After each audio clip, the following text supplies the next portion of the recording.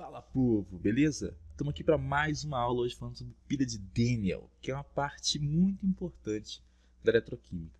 Por quê?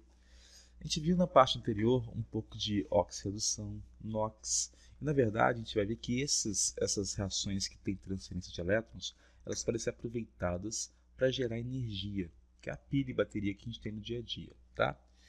O título pilha de Daniell, porque Daniell foi o cientista inglês que identificou essa possibilidade de, vamos dizer assim, canalizar, entre aspas, elétrons para poder orientá-los para ter uma corrente e gerar uma energia elétrica. O que aconteceu, na verdade, nos primórdios, era o seguinte: eu tinha lá, vou botar aqui um Becker bem basicão, eu vou copiá-lo, inclusive, para ficar mais fácil. Então, aqui o Becker, antes e depois. Então aconteceu o seguinte, vou ter que fazer dois deles, porque aí embaixo tem que ter outro caso.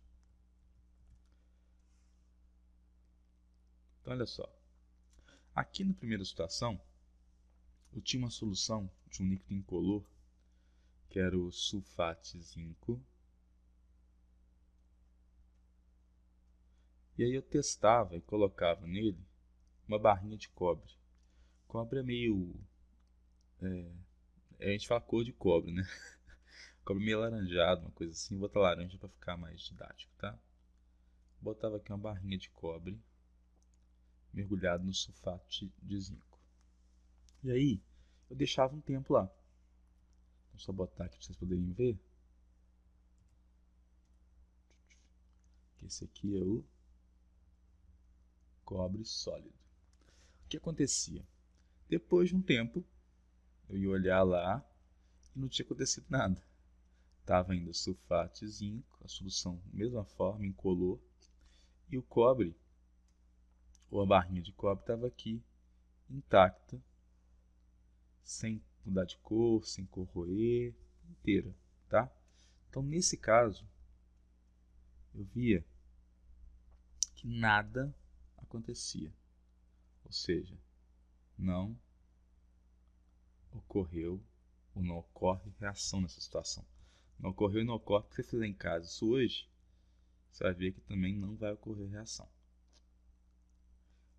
Porém, tinha uma situação interessante. Quando eu pegava o contrário, quando eu botava uma solução de sulfato de cobre, e o sulfato de cobre é um azul bem clarinho assim, ó, e mergulhava nele uma barra de zinco.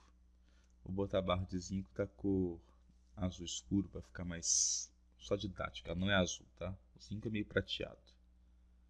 Então botava aqui a barra de zinco, uma solução de sulfato de cobre. Você deve conhecer o sulfato de cobre porque é aquele cara que se usa em tratamento de piscina. Quem tem piscina em casa, quem já viu o tratamento de piscina, tem um sal azul que se usa, que é o sulfato de cobre. Você pode até fazer em casa. O clips tem zinco na superfície, tá? Você botar um clips de papel dentro da solução de sulfato de cobre, vai acontecer isso aqui. Depois de um tempo, você vai ver que vai começar a ocorrer reação. O que acontece é que a solução que era azul vai ficar menos azul. Então aqui ela está muito azul. Ó.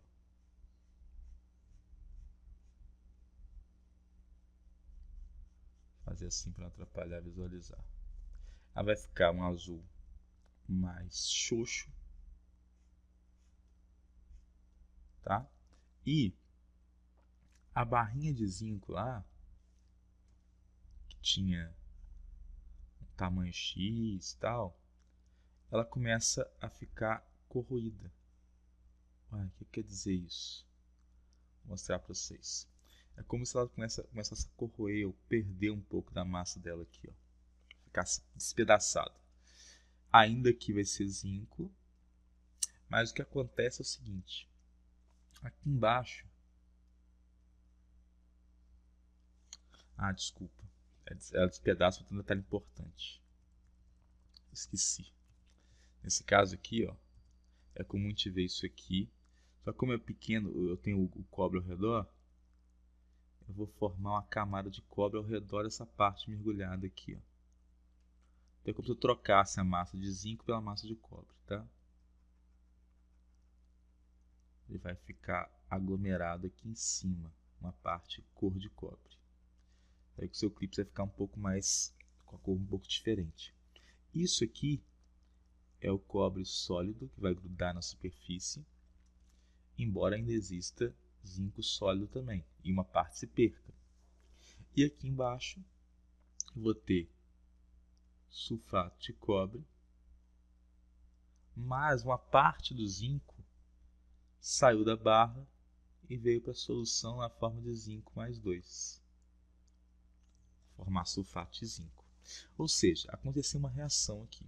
E essa reação ela acontece espontaneamente. E você vai ver que tem muitos metais que sofrem esse tipo de reação, com ácidos, ou com soluções de outros sais, ou com soluções que têm um sal que tem um metal que é mais reativo. A gente vê isso em simples troca, geralmente, também. Isso aqui é uma reação de simples troca, ou deslocamento. A questão é, Daniel, que é o cientista que a gente está falando aqui da pilha dele, ele viu que poderia ter um caminho para poder entender esse processo e compartilhar ou como é que fala? Orientar os elétrons a um caminho específico. Por quê? Vamos escrever essa reação que aconteceu para ficar melhor. Esse processo que eu acabei de mostrar para vocês, ele pode ser descrito da seguinte maneira, vê se você concorda comigo. Eu tinha zinco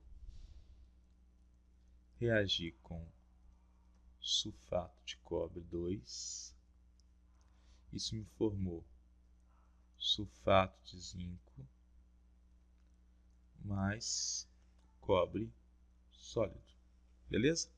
E aí a parte mais legal é essa daqui. Se eu lembrar de NOx, a gente vai ver que o zinco aqui como substância simples tem NOx 0 e o cobre aqui como substância simples tem NOx 0 também.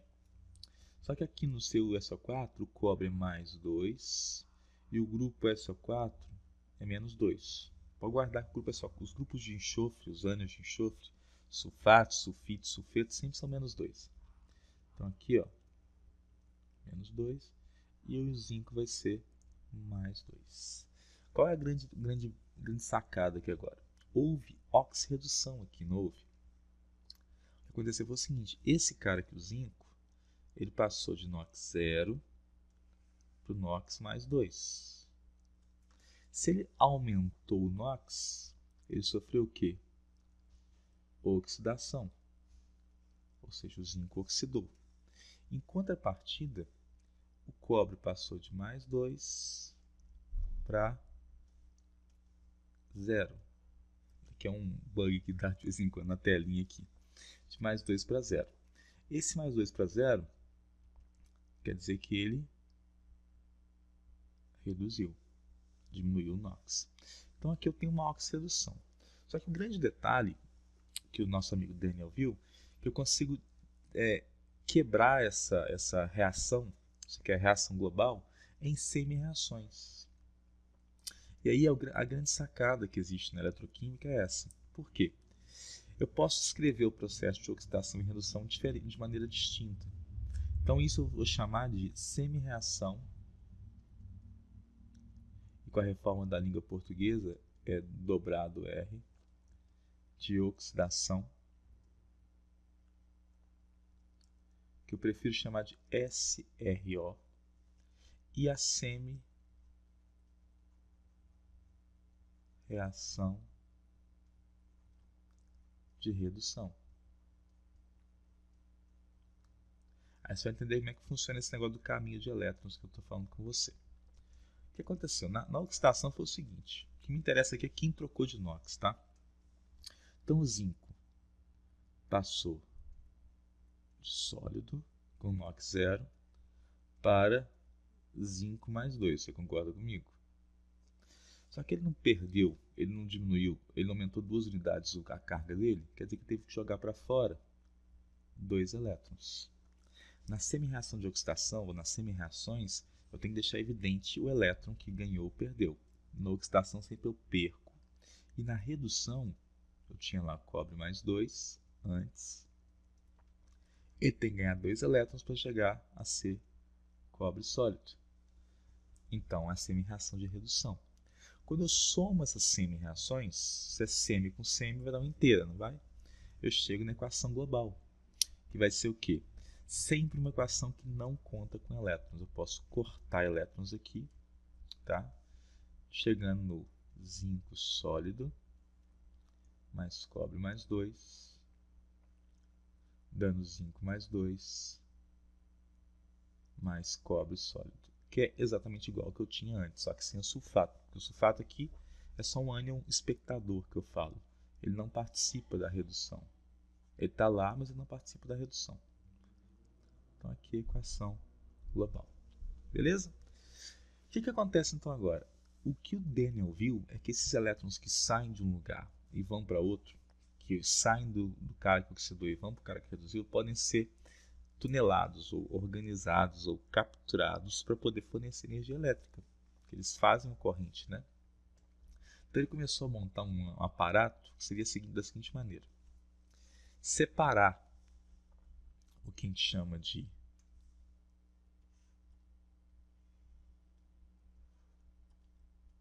um polo da pilha do outro polo da pilha. Polo é uma denominação mais moderna, tá, gente? Eu não vou te precisar se já usava isso na época, não, mas o que acontece é o seguinte: as pilhas em geral são formadas da seguinte maneira: eu boto de um lado o metal que eu quero trabalhar, no caso aqui eu vou botar o cobre deste lado, mergulhado numa solução de um sal deste metal. Então aqui eu vou botar sulfato cúprico, por exemplo. Tá tudo certo. Do outro lado, eu vou botar o outro metal que eu quero trabalhar, que aqui é o zinco, com uma solução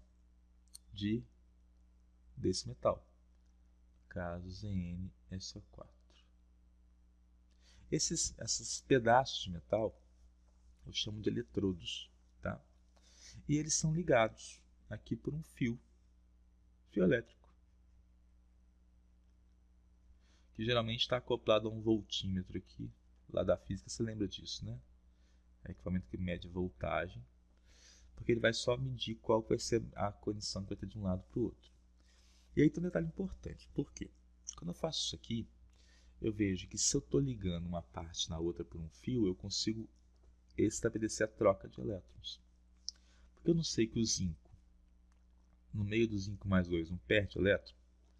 Então a questão é a seguinte: é como se o zinco sofresse oxidação e perdesse os elétrons para o lado de cá. Ó. Ele joga elétron pelo fio, não vai jogar elétron para a solução, ele joga para o fio, porque o fio é mais condutor de eletricidade, né? Então, o meu amigo cobre vai receber elétron. Ao receber elétron, ele pode sofrer a redução que está proposta aqui. E aí, com o passar do tempo, a tendência é o seguinte: se o elétron chegou no cobre, ele vai descer pela barra e chegar na solução. Só que não tem cobre mais 2 lá. Esse cobre mais 2 vai juntar e grudar no elétron e fazer aumentar a massa da barra aqui, ó, com o passar do tempo, tá, gente? Ao passo que do lado de cá, no zinco, o que vai acontecer é que essa barrinha vai começar a corroer e ficar menor. Por quê? Eu não estou fazendo zinco virar zinco mais 2. Ele está indo para a solução. Então eu vou enriquecer a solução do zinco mais 2. Até aí tudo bem. Só tem um problema. Para ser um circuito elétrico igual está aqui, eu tenho que ter esse circuito fechado. Então o que Daniel propôs é no equipamento dele era uma ponte semisolúvel, tá? Aqui a gente chama de ponte salina, que é um gel contendo sais que vão equilibrar as cargas de um lado e do outro. Por quê? Olha na semi-reação de oxidação lá, eu não vou formar muito zinco mais 2? Vou. Então acontece o seguinte: nesse gel aqui de dentro tem dois sais, tem dois cátions, perdão, um sal em gel, que é o K+, e o Cl-, KCl. O KCl ele vai fazer o seguinte: Como aqui vai começar a sobrar muito zinco mais 2, ele vai mandar a carga negativa, que é o Cl-, para cá. E aqui o cobre mais 2 vai começar a sair da solução, vai faltar a carga positiva. Vai mandar o potássio para cá. Então, olha que interessante.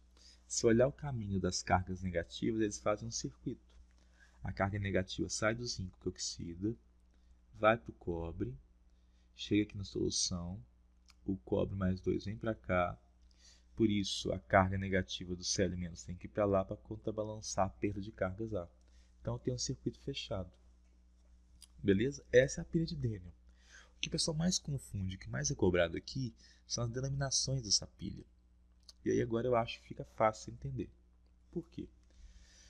O lado de cá foi o lado que sofreu redução, não foi? O lado que sofre redução eu chamo de cátodo. O cátodo é o polo que sofre redução. O ânodo é o polo que sofre oxidação. Isso vale para qualquer processo eletroquímico, seja uma pilha, seja uma eletrólise. E o que o pessoal mais confunde aqui é que esse lado de cá é o polo positivo. E esse lado de cá é o polo negativo. Então aqui é positivo e aqui é negativo. Agora você me pergunta assim, por quê? Eu vou te explicar de um jeito que eu mais gosto de explicar para meus alunos, que eles entendem bem, eles gostam dessa explicação. Pilha é algo espontâneo, tá? Tem que acontecer sem forçar. Se botar lá, acontece a reação. Agora pensa bem, se eu tenho elétron aqui, que é uma carga negativa, para onde o elétron vai espontaneamente? Para um lado positivo ou para o lado negativo? Ou, em outras palavras, para onde é atraído o elétron? O elétron sempre é atraído para o lado positivo, espontaneamente. Então esse cara tem que ser o polo positivo. É para onde vão os elétrons. Só isso. Simples, né? E aí tem um negócio mais legal ainda, que é uma regra que eu gosto de falar para os alunos, para eles lembrarem. Pilha e eletrólise, que a gente vai ver logo mais, são processos diferentes. Então eu falo assim, ó. Na eletrólise, como pão. Também nada a ver, tá? Mas ajuda. Na pilha, não. O que eu quero dizer com isso? Que na eletrólise, o positivo é o anodo que oxida. É uma decorebazinha. E na pilha, o negativo é o anodo que oxida, ou seja, o anodo sempre oxida. Só que o que acontece na eletrólise na pilha é que a pilha é um processo espontâneo e a eletrólise é um processo forçado, por isso que o polo é trocado. Só isso. Então, se você guardar isso aqui, você não vai errar nunca mais esses processos de determinação de quem reduz, quem oxida, quem é catodo, quem é anodo, quem é polo negativo, quem é polo positivo em uma pilha. Beleza? E aí você fala assim, entendi, mestre, mas eu tenho que sempre desenhar esse esqueminha assim para entender uma pilha? Te falar que não, tá? Tem um jeito de escrever pilha sem escrever isso tudo que eu botei, que a gente chama de notação padrão da pilha. Isso costuma aparecer em prova, onde não é difícil desenhar ou ocupa muito espaço desenhar, a pessoa bota a notação padrão. É o seguinte, eu vou botar primeiro quem oxidou, o anodo. É a ordem alfabética, anodo para catodo. Então eu vou botar assim, ó. O zinco sólido sempre o sólido começa. Aí eu boto a barrinha. Essa barrinha aqui indica o seguinte: ele está em contato com uma solução de sulfato de zinco aquosa. Beleza? Aí, duas barrinhas indicam o seguinte: como é que um recipiente está em contato com o outro? Através da ponte salina, que é essa parte que eu mostrei aqui. Ó. Então, ó, o zinco está em contato com a solução de sulfato de zinco, que está em contato com uma ponta e com a outra da ponte salina. Tá? E aí, do outro lado, a ponte salina mergulha na solução de sulfato de cobre, CuSO4. que está em contato com a barra de cobre. Então aqui, ó, como é que você lê o negócio? Antes vem o ânodo ou anodo, depois vem o cátodo ou catodo. Aqui no meio sempre vem a ponte salina. E você acabou de escrever a pilha de uma maneira bem sutil. Você vai saber quem está oxidando e quem está reduzindo só batendo o olho nessa equação assim, tá? Esse é o jeito mais prático de escrever sem ficar desenhando. É um método bacana, eu acho, tá? Mas volta a falar, não esqueça do que eu falei aqui, ó. Na eletrólise como pão, na pilha não. Como saber quem oxida e quem reduz numa pilha, isso é importante pra caramba, tá? A gente vai trabalhar na próxima aula um pouquinho de como calcular e saber a DDP de uma pilha e como estimar isso de maneira bem precisa, que é uma parte muito exigida nas provas vestibulares do ensino médio. Beleza, cara? Então, até a próxima aula, um grande abraço e valeu!